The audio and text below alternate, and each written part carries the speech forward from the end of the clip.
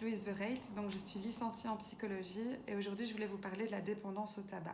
Tout d'abord, je voulais commencer cette vidéo par expliquer un peu le paradoxe du tabac. Récemment, un membre de mon entourage qui me tend le gel hydroalcoolique en me demandant de me laver les mains, inquiète pour ma santé, tout en ayant pris la peine auparavant de se laver elle aussi les mains, et puis qui s'allume une cigarette.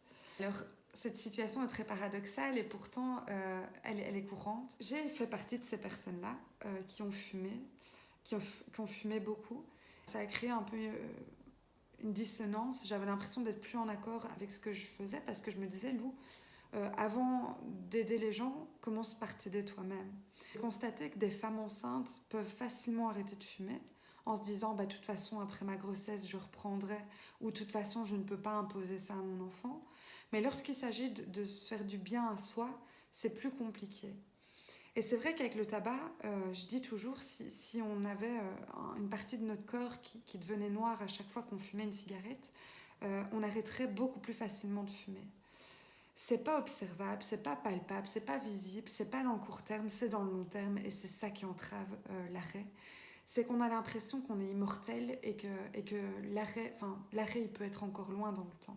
J'ai arrêté de fumer, je me suis dit, et je pense que c'est là l'essence même d'un comportement qui se maintient dans le temps, c'est je vais pas le faire pour l'argent, je vais pas le faire pour les autres, je vais le faire pour moi.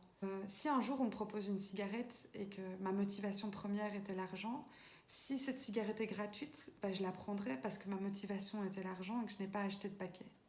Par contre, si un jour, aujourd'hui, on me propose une cigarette, qu'est-ce que je mets en danger ? Je mets en danger ma confiance en moi, l'objectif que je me suis fixé, mon bien-être. Je sais que cette cigarette a un impact sur moi et qu'elle va possiblement me refaire plonger dedans.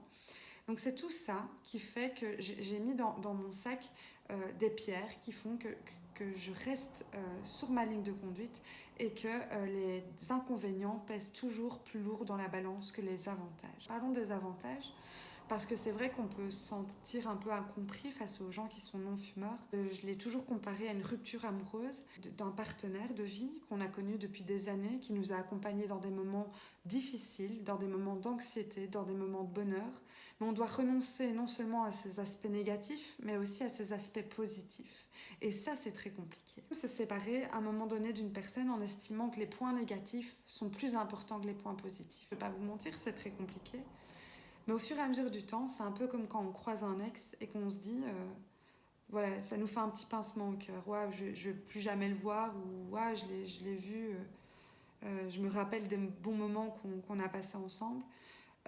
Mais au fur et à mesure du temps, on se rend compte que notre vie, elle est beaucoup plus magique sans cette personne et que ce qu'on pensait indispensable ne l'est en fait pas du tout.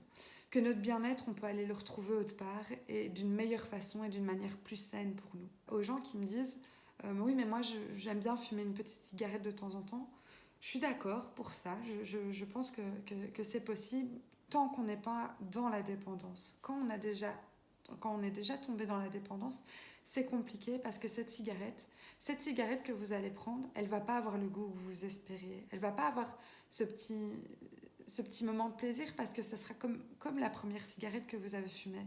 Et je suis sûre que la première cigarette que vous avez fumée, vous avez dit « Oh, moi je fume, mais je peux m'arrêter quand je veux. » Et bien cette cigarette, ça sera la même chose. Et vu qu'elle ne vous procurera pas de plaisir parce que vous idéaliserez la sensation que vous avez connue durant la dépendance, eh bien vous allez en refumer une deuxième, une troisième, une quatrième pour revenir à cet état de bien-être et vous allez retomber dans la dépendance. Il faut savoir faire le deuil de ce bien-être tout en se disant que le bien-être, on peut le retrouver autre part. Arrêter de fumer, c'est non seulement se faire du bien à soi, mais c'est aussi retrouver son entière liberté. Beaucoup de choses à vous dire sur la cigarette et je pense qu'il y a beaucoup de choses à mettre en place, de leviers de motivation pour que ce comportement se maintienne le plus possible dans le temps. Ces petits déclics, c'est ce sac qu'il faut remplir de tous les inconvénients et arrêter d'essayer de se focaliser que sur les avantages et sur le plaisir à court terme. Mais je vais essayer que cette vidéo ne soit pas trop longue et donc j'espère que cette vidéo aura pu vous en dire un peu plus sur cette dépendance au tabac et si vous voulez d'autres compléments d'informations par rapport à ça, ça sera avec un plaisir que je referai une vidéo là-dessus. Et je vous fais des gros bisous. Au revoir.